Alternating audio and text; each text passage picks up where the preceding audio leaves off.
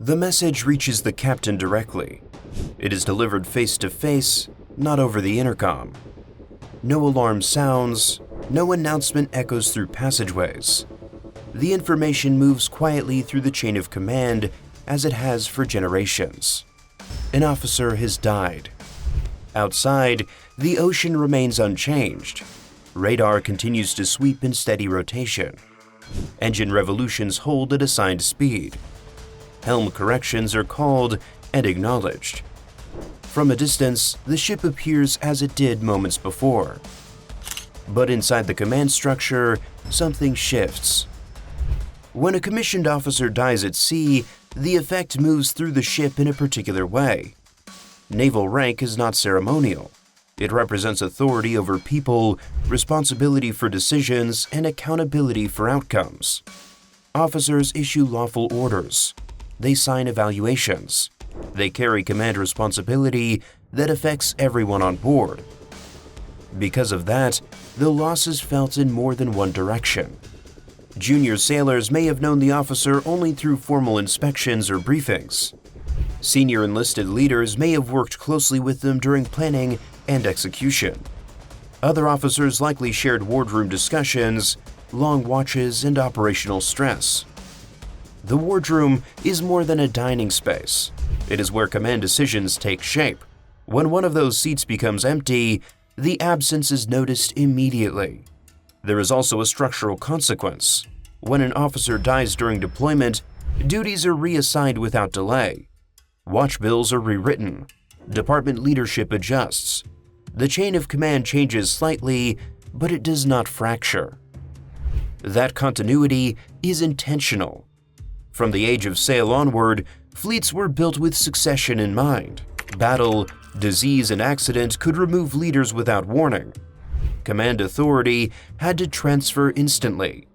Modern ships operate under the same principle. The vessel must remain stable regardless of individual loss. The captain now carries two obligations at once. The mission must continue, and the officer must be honored correctly. Neither responsibility can interfere with the other. Naval deployment does not pause for mourning. Composure becomes part of leadership. Sailors watch the bridge closely in moments like this. Tone matters. Posture matters. Even routine commands carry additional meaning. Stability at the top prevents uncertainty below. Below deck, preparations begin in controlled sequence. Medical personnel confirm official documentation. Identification is verified against service records. Time and cause of death are recorded precisely. If the officer expressed burial preferences in official paperwork, those instructions are reviewed carefully. Personal effects are inventoried with care. Uniform components, insignia, watches, rings, notebooks, and photographs are logged and secured. Nothing leaves the compartment without written record. The body is transferred respectfully to a secure compartment. Modern warships maintain temporary refrigeration units specifically for this purpose, allowing time for coordination rather than urgency. In earlier centuries, burial at sea often occurred within hours due to climate and disease risk.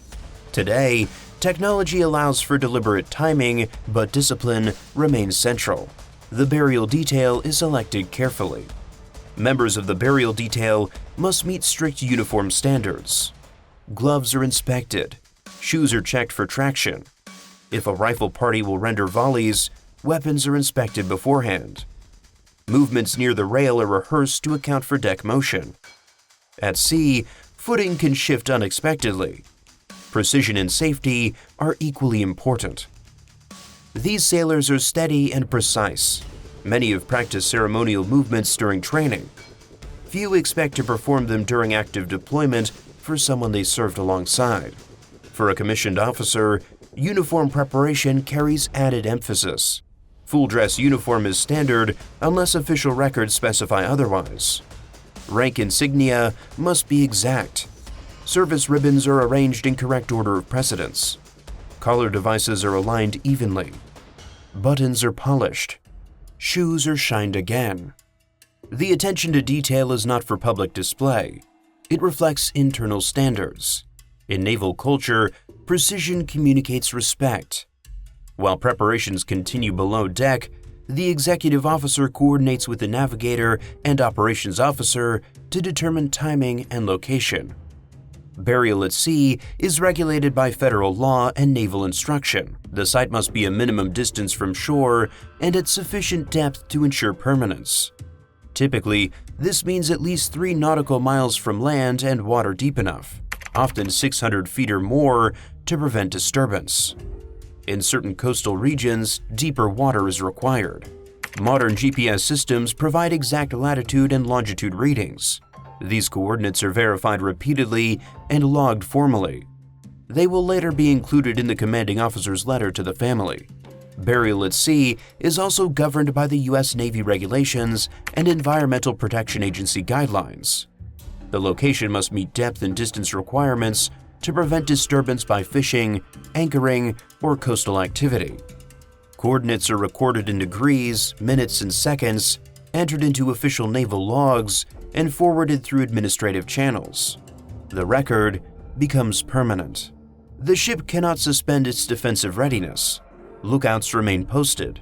Tactical systems remain active. In some deployments, other vessels adjust formation spacing to provide security during the ceremony. Even in farewell, operational awareness continues. Even during the ceremony, essential watches remain manned. Combat Information Center continues tracking contacts. Engineering maintains propulsion and power generation. If a threat emerges, the ceremony can be paused immediately. Operational priority never disappears. The aft deck is chosen for practical and traditional reasons.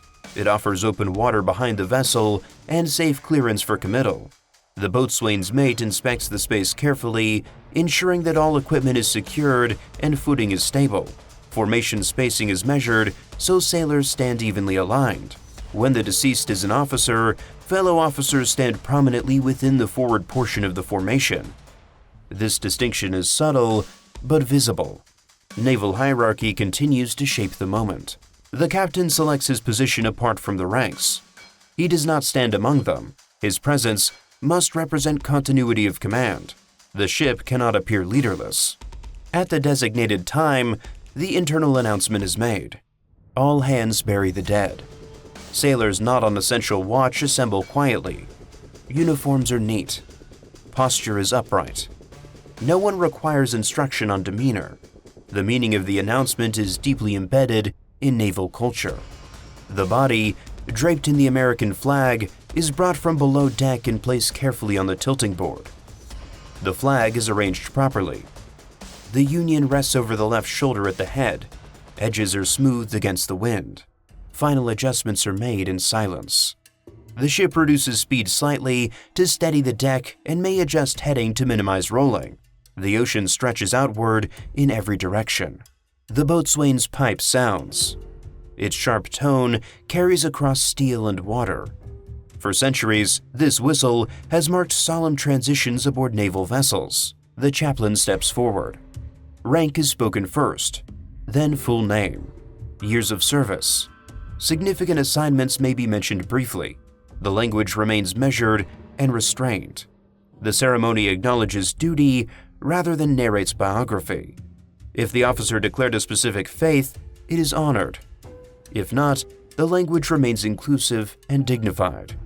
Among those standing at attention are sailors who once served directly under this officer's authority. One of them may be standing his first watch without the voice that once corrected him. Some received evaluations from them. Some stood watch beside them in difficult seas. That shared experience remains unspoken, contained within posture and silence. After the prayer, the honor guard moves into position. The tilting board is secured at the rail. The body is lifted in synchronized motion. Every step is deliberate. There is no visible hesitation. Before committal, the flag is removed. 2 sailors lift it cleanly and begin folding immediately.